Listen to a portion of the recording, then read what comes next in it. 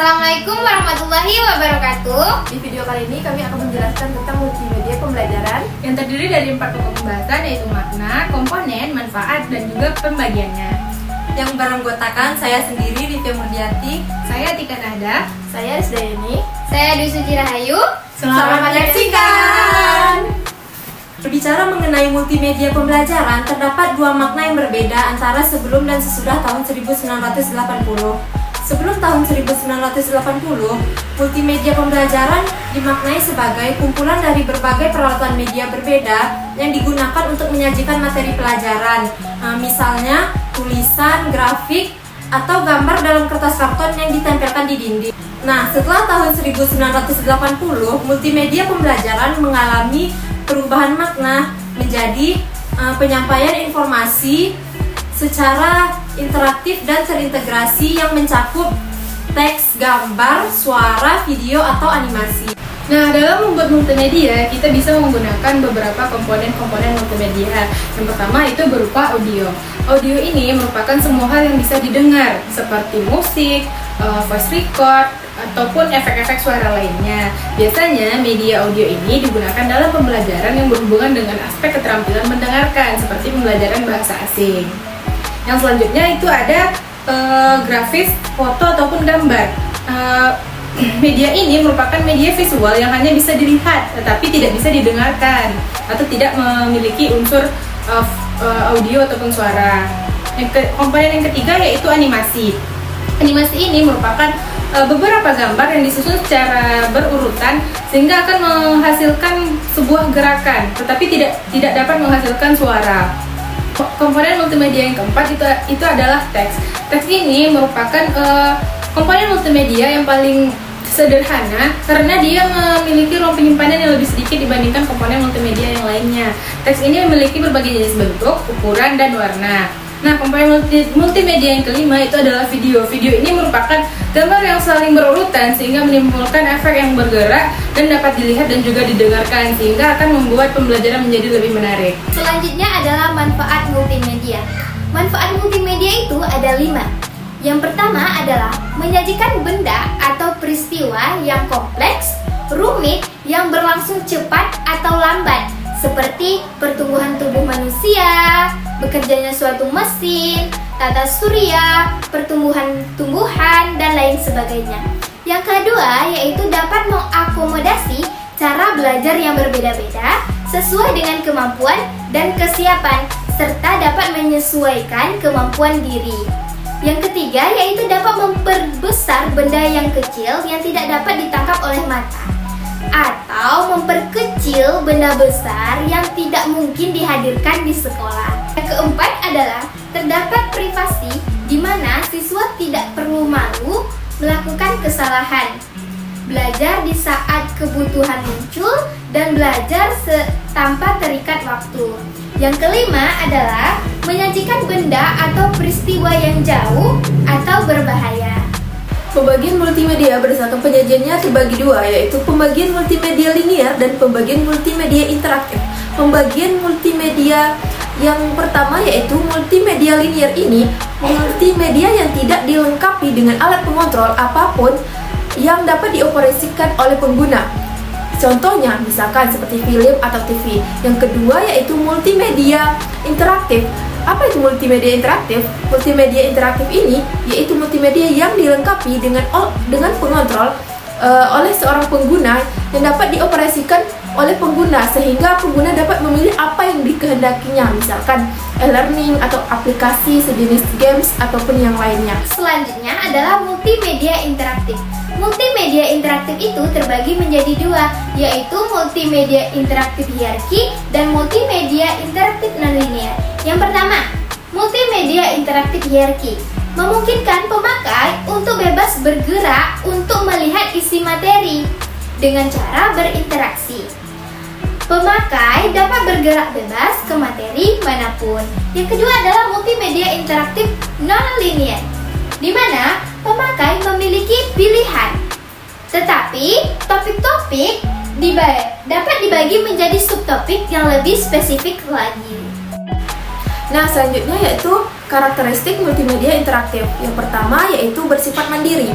Maksudnya bersifat mandiri ini dalam artian produk tersebut dapat dijalankan berbasis komputer sebagai titik pusat dalam proses pembelajaran. Yang kedua yaitu harus memberikan kontrol sepenuhnya kepada pengguna untuk menghentikan, mencatat hal penting atau mengulang kembali pemahaman yang belum dipahami.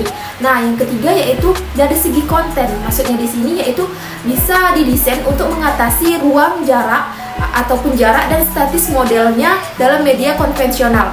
Dan yang terakhir yaitu interaktivitas. Interaktivitas tersebut memberikan kesempatan kepada penggunanya langsung melalui media sebagai bentuk contoh seperti keyboard, mouse ataupun sentuhan pada layar atau bentuk lainnya.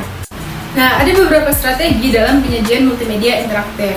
Yang pertama ada model drill. Model drill ini adalah model yang tidak memuat materi namun langsung ke prakteknya, tetapi harus sesuai dengan teori yang telah diperoleh sebelumnya oleh pengguna.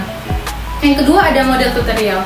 Model tutorial ini adalah model yang memuat tentang penjelasan, definisi istilah, rumus, prinsip, bagan, dan percabangan yang lain yang sesuai. Nah, yang ketiga ada model simulasi. Model simulasi ini adalah model yang sesuai dengan kenyataan yang sebenarnya yang dihadapi oleh pengguna, sehingga pengguna merasa seperti sedang berada dalam keadaan tersebut.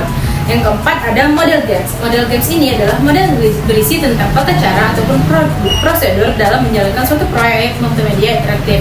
Nah, di sini game yang dimaksud adalah game yang bersifat edukatif.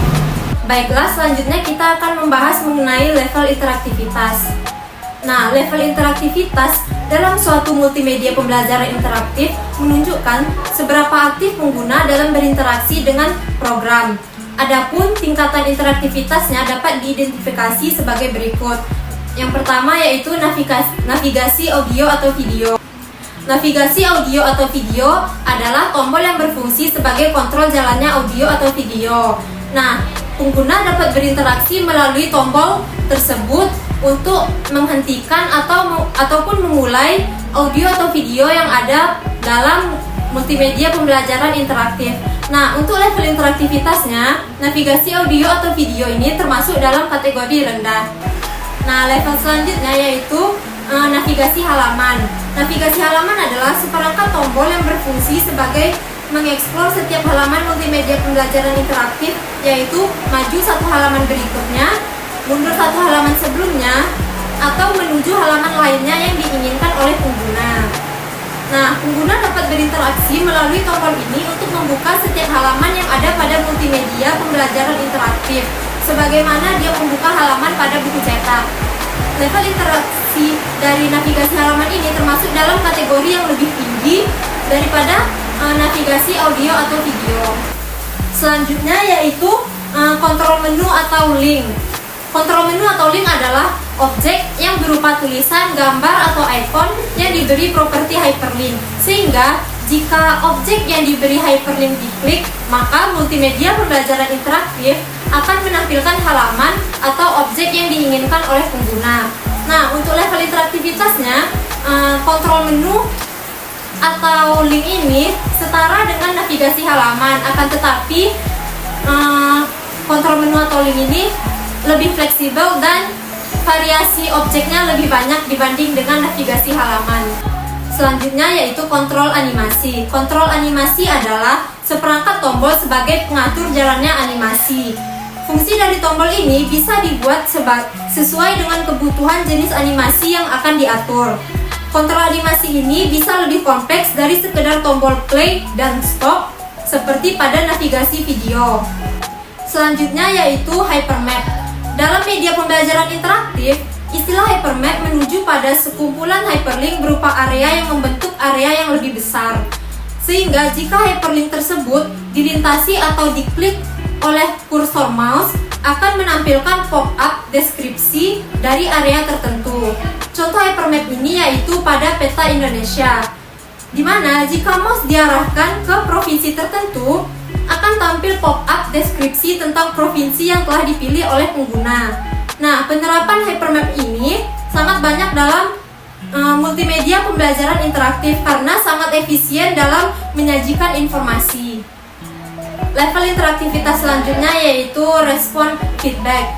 Nah, respon feedback adalah interaktivitas berupa mekanisme aksi dan reaksi dari suatu program yang interaktif. Pengguna memberikan respon karena adanya permintaan dari program, dan selanjutnya program memberikan umpan balik atau feedback yang sesuai.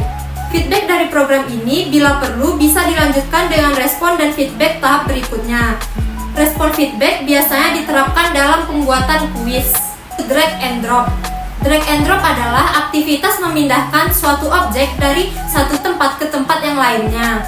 Nah, cara melakukan drag and drop dengan menggunakan mouse adalah memilih suatu objek dengan mengklik mouse sambil tombol mouse tetap dipertahankan dalam posisi diklik. Pindahkan objek ke tempat baru, setelah itu lepaskan tombol mouse dan objek akan berada di tempat baru yang telah diatur oleh pengguna. Selanjutnya yaitu kontrol simulasi. Berbeda dengan animasi di mana pengguna hanya melakukan kontrol atas jalannya proses, dalam simulasi, pengguna dimungkinkan melakukan interupsi atas jalannya proses. Pengguna dapat memberikan input sehingga proses bisa berubah. Kontrol yang lebih luas inilah yang membuat simulasi lebih unggul dalam meningkatkan motivasi belajar siswa. Nah, yang terakhir adalah kontrol game. Level interaktivitas yang paling tinggi dapat ditemukan pada game. Pengguna sangat intensif terlibat dalam aktivitas ketika mereka bermain game. Oleh karena itulah, dalam level interaktivitas yang menduduki posisi paling tertinggi adalah game. Sekian dari kami. Wassalamualaikum warahmatullahi